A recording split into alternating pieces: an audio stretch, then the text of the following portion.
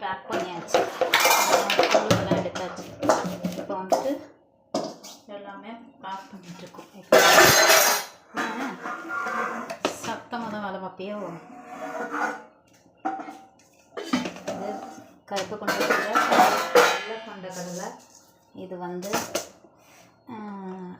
இது பேர் என்ன பற்றி கொள்ளு.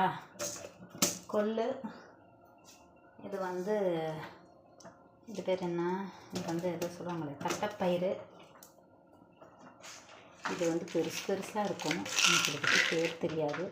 ஆனால் இது வந்து தட்டைப்பயிர்லேயே ப்ளூ கலரில் பெருசாக இருக்கும்ல, அது பேர் என்ன கத்தின்னு தெரியும். இது மொச்சை, வெள்ளை மொச்சை. அப்புறம் வந்துட்டு இது வந்து சோயா.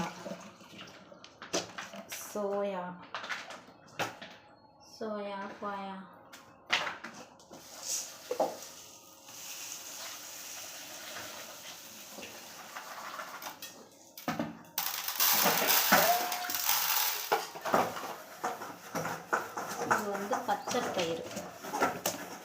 இது ஃபுல்லாக நவதானியம் ஃபுல்லாக வச்சாச்சு. அதுக்கப்புறம் வந்துட்டு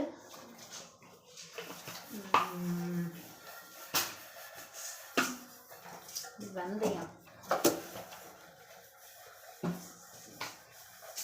இது வந்துட்டு சோம்பு. வந்துட்டு கடுகு. இது வந்துட்டு சீரகம்.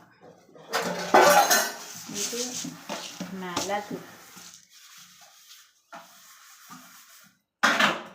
அப்புறம் முக்கியமான ஜாமெல்லாம் அதில் வச்சாச்சு.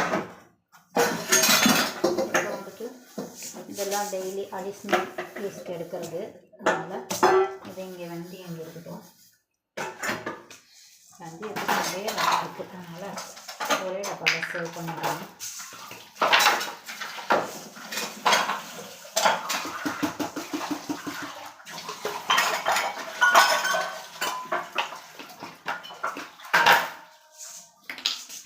வெந்தயம் தாண்டா தம்பி வீட்டில் நிறையா இருக்குது. ஆனால் வெந்தயத்தை நம்மளால் ஒன்றுமே யூஸ் ஆக மாட்டேங்குது.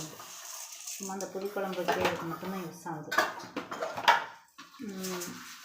இது வந்து வெந்தயம் தாங்க நிறையா இருக்குது. இதில் இருக்குது.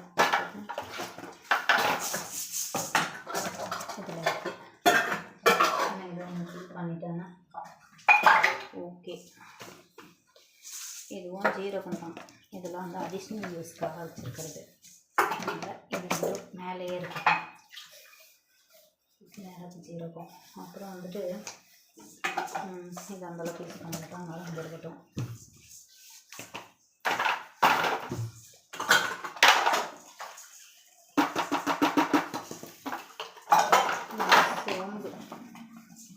சோம்பு நிறையா இருக்குது. ஓகே, சோம்பு வச்சாச்சு. சோம்பு மட்டும் எவ்வளோ இருக்குது பாருங்க. இதில் இருக்குது நிறையா இருக்குது சோம்பு. யூஸ் பண்ண மாட்டோம். இது வந்து வெள்ளை பருப்பு. இதுவும் கண்டிப்பாக அடிக்கடி தாளிக்கிறதுனால தேவைப்படும். அப்புறம் வந்துட்டு இன்னும் கொஞ்சம் இதெல்லாம் மறுபடியும் இதெல்லாம் சரி பண்ணிவிட்டு வீடியோ போட்டு